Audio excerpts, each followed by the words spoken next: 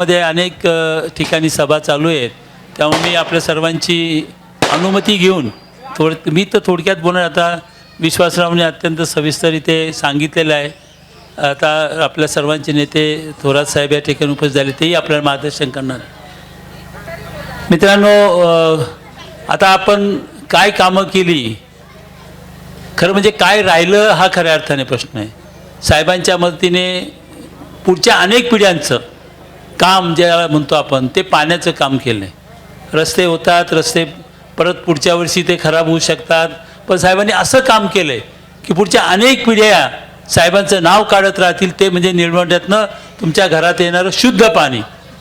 गेले 2 महिने झाले मी फिरतोय शहरामध्ये, प्रत्येक घरातलं पाणी पितो. मला त्या ठिकाणी मी कुठल्याही स्वरूपाचा त्रास त्या ठिकाणी मला झालेला नाही आणि कुणालाही होत नाही आहे.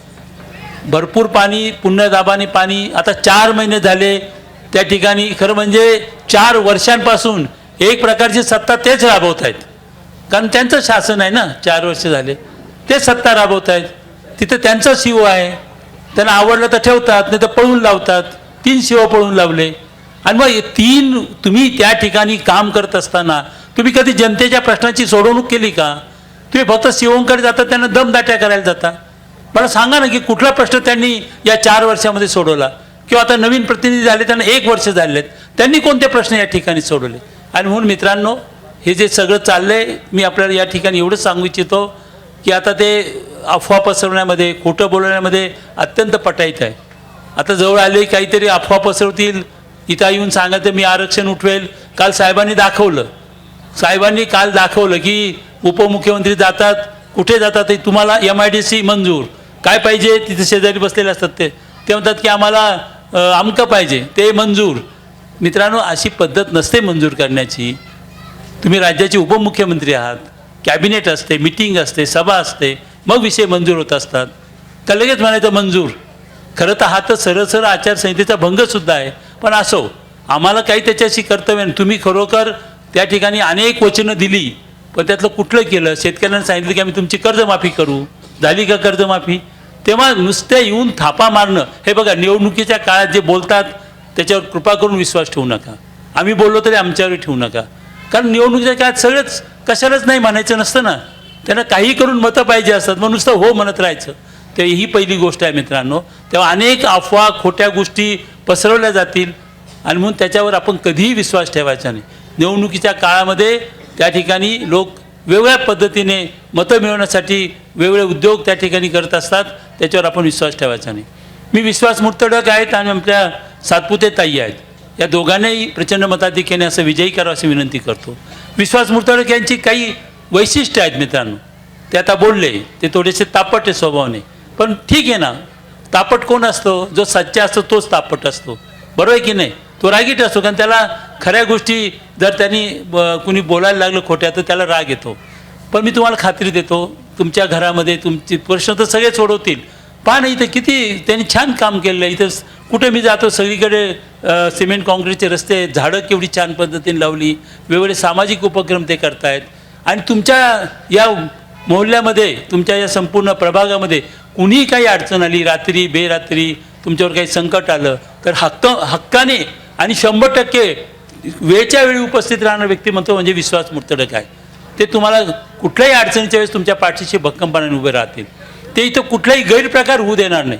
मध्यंतरी मला समजलं होतं की ते अनेक लोक इथे येऊन काही अशा पद्धतीने चुकीची त्या ठिकाणी कृत्य करायला लागली होती. त्यावेळेस विश्वास मुर्तडकांनी त्या सर्व लोकांना या ठिकाणून त्या ठिकाणी त्यांचा बंदोबस्त केला. तेवढी धमक आणि तेवढी शक्ती त्यांच्यामध्ये, एक खरं बोलणारं व्यक्तिमत्व आहे. आणि म्हणून त्यांनी त्यांच्या काळामध्ये स्टेडियम झालं मित्रांनो. सोपी गोष्ट नव्हती स्टेडियम करणं, खूप अडचणी होत्या, पण विश्वास मुर्तडक तिथे नगराध्यक्ष होते म्हणूनच ते त्या ठिकाणी स्टेडियम होऊ शकलं, हे मी तुम्हाला या ठिकाणी सांगू इच्छितो. एवढं काम करण्याची त्यांची प्रचंड क्षमता आहे. इथे आपल्या दुसऱ्या उमेदवार आहेत सातपुते ताई. मला माहिती आहे की डॉक्टर शिवाजी नंदू सातपुते एक आमचे अत्यंत चांगले सहकारी होते, एक उत्तम नगरसेवक होते. त्यांचा वारसा या ठिकाणी सातपुते ताईंना लाभलेला आहे. आणि म्हणून आपण दोघांनाही इथे प्रचंड मताधिक्याने विजयी करावं असं नम्र आव्हान मी आपल्या ठिकाणी करतो. आपल्याला 2 मशीन असणार आहे, तुम्हाला समजावून सांगितलंच असेल. पहिलं मशीन जे आहे ते नगराध्यक्षाच्या निवडीचं आहे, तिथे आपण सिंह ही निशाणी आपल्याला आहे. सर्वत्र सिंह पाहायचा आणि बटन दाबायचं. दुसऱ्या मशीनवर 2 मतं द्यायची आहेत.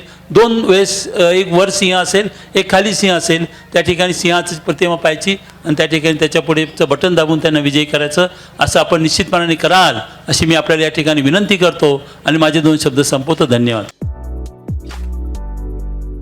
आपली माणसं आपलं दुकान. श्री स्वामी समर्थ क्लॉथ आणि मॅचिंग सेंटर, तसेच श्री स्वामी समर्थ एंटरप्राइजेस होलसेल कापड दुकान.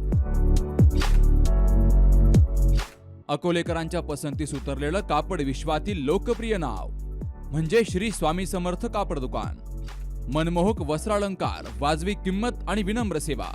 6 वार साडी, 9 वार sari, Banarasi silk, suiting, shirting, Manchar टोपी, टॉवेल, शाल, नॅपकिन, फेटा, इनरवेअर आदी साहित्य एका छताखाली. लग्न बस्त्यासाठी खास अद्ययावत व्यवस्था, तसेच लग्न बस्त्यावर ट्रॉली बॅग फ्री. लहान मुलांच्या असंख्य व्हरायटीजचे मनमोहक कपडे. महिलांसाठी होलसेल स्वतंत्र साडी विभाग, तसेच स्वतंत्र लेडीज आणि जेंट्स विभाग. एक वेळ अवश्य भेट द्या. खरेदी करा मनमोहक वस्त्र आणि खुलवा आपलं सौंदर्य. आमचा पत्ता शाखा नंबर 1 श्री स्वामी समर्थ क्लॉथ व मॅचिंग सेंटर, अगस्ती कॉम्प्लेक्स, पहिला मजला, बाजार तळाजवळ, अकोले, तालुका अकोले. आणि शाखा number 2 Shri Swami Samarth enterprises wholesale कापड दुकान, भिंगारे गोडाऊन शेजारी, दत्त मंदिर रोड, कचेरी परिसर, अकोले. प्रोप्रायटर बेनके बंधू. संपर्क 75 88 51 31 33 आणि 024 24 22 33 24.